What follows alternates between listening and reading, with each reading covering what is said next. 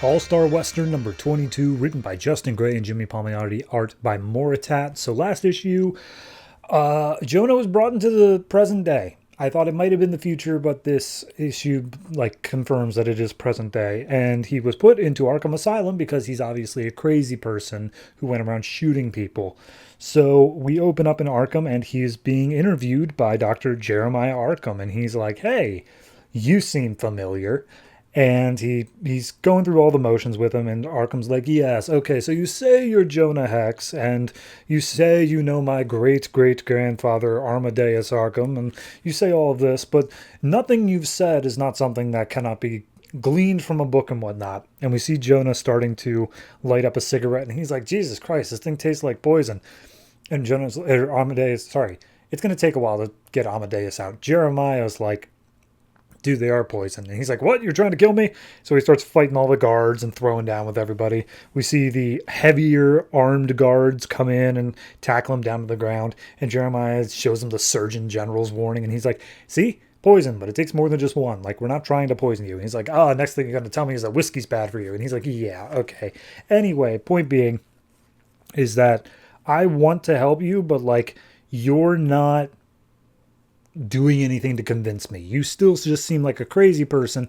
And yes, you are putting on a convincing act, but I believe that it's just that, an act. And if I don't believe you, then I'm sending you to Blackgate Prison. I hope you understand that. And he's like, I'm telling you, I'm a bounty hunter. So we see them. He says okay, yeah, you also had these guns on you. And Jonah makes the point of yeah, no, it's my right to have a gun. He's like, yeah, but you need a permit. And he's like, you don't, but people would be safer if they all had guns. And immediately Jeremiah's like, we are not going to have this discussion. We're not doing the gun debate thing. I'm just trying to understand why you think you're a man out of time. And he's like, look, your great-great-grandfather wrote a book about me. You know all about me. And I know about your family too. And he starts listing off all of Amadeus' stuff, but then more specifically Amadeus' mother, who of course had her own mental illness and whatnot. And Jonah's like, yeah, no, what happened to her? You speak of her with such shame. What, she ended up killing herself finally at the end of it all? And that gets Jeremiah pissed. And he's like, yeah, okay, fine, whatever. We're done here. So he's about to leave. And then Jonah calls out. He's like, wait a minute, hold on. Does this town still have a Wayne casino? And he's like, what? No, fine, I'll play. No, it doesn't have a Wayne casino. And it's like, what, did Alan Wayne sell it? And he's like, yeah, I guess so, because it doesn't exist anymore. And he says, well, Matt, tell the Waynes they owe me money because I had a 30% share in that. So Jeremiah's like, okay, hold on. So he goes to Wayne Tower and he talks to Bruce Wayne. And he's like, yeah, no, I got this patient. He's a nut job. There's no way he's real. But he did make this claim that if it is true, would be something that could reveal more about him. So would you be able to look into that and see if your family did sign any agreements with him? And Bruce is like, yes, of course, totally. As he's playing putt-putt in his office. And he's like, I'll send the papers over to you. No worries. So we, of course, then see Bruce is, he uses a bat drone to scan Jonah inside of Arkham. And he's like, who the heck are you? And Alfred comes in with an old chest of Alan Wayne's paperwork. And he's like, yes, Jonah Hex. I've heard quite a bit about him. The Grizzly Scar, the history in Gotham and whatnot. He had a whole thing, and I was very interested in him. And Batman looks at the paperwork, and he's like, yeah, this guy's probably delusional. But, and he sees Jonah's name on the paperwork. He's like, we should maybe look into him a little bit more. So the next day, Jonah is given back his outfit as part of Jeremiah. He gives all the inmates their outfits. And he's like, yeah, so I just want to understand you a little bit more. Why didn't you get plastic surgery for your face? And he's like, I have no idea what that is. He's like, fair enough. Tell me about your childhood. Were you breastfed as a child? And Jonah's like, what the hell are you at? No, screw this. And he starts beating the crap out of the guards again.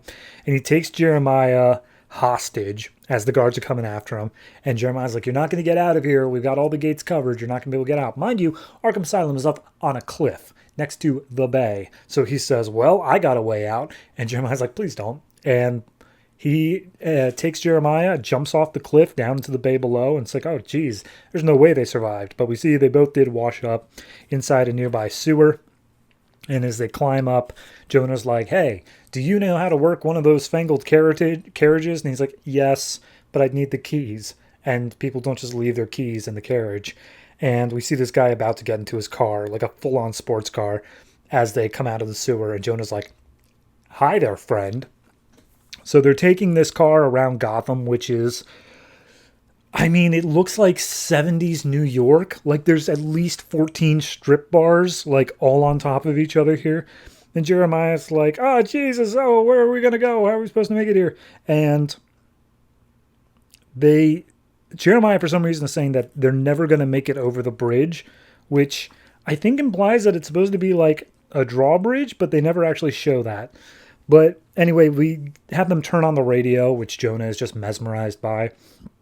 It's talking about Batwing showing up because, of course, Justin Gray and Jimmy Palmiotti started writing that book as well. And at this point, we cut back to Arkham Asylum where Batman's shown up and the guards are like, yeah, we already reported to the police that Jeremiah's been taken. Sorry. Batman's like, don't worry about it. I've taken care of that. I don't want anybody intervening because I need to bring this guy in myself. This is just going to take some time. So we see that they have reached a police barrier because there are some members of the Mutants gang are currently like robbing a bank or something nearby. And as they're waiting, Jeremiah's like, look, if you really think you're Jonah Hex, I've got something that can prove it. In my my great-great-grandfather's notes, he wrote down a story, just a tiny little thing about a woman who saved his life that he never wrote in any of his public books. It's only in our private thing and has never been shared. What is the name of that woman? And he says, Tallulah Black. And immediately Jeremiah's like, oh my God, you are him. So at that point, the police come up and they say like, oh yeah, no, there's the mutants, they're robbing a bank up ahead. And it's like, what are you guys going to a Halloween party or something?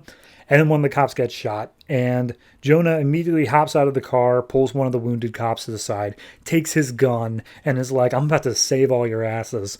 And we see him just marching like a man possessed up towards the mutants gang, firing off shots, just taking them out one by one. And finally, one of them gets a handle on Hex, starts attacking him. He digs into his face and rips off his visor, pulling out his eyes in the process. And one of them comes up from behind and fires off a bazooka.